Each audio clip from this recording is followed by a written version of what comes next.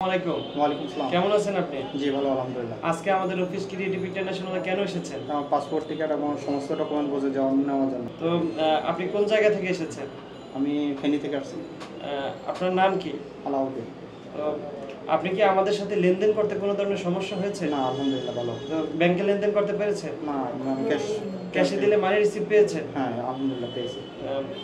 আমরা আপনার সাথে কাজের শুরুতে যেসব কমিটমেন্টগুলো দিয়েছিলাম শেষ পর্যন্ত কি সবগুলো ঠিকঠাক পেয়েছেন? ইনশাআল্লাহ সম্পূর্ণ হয়েছে।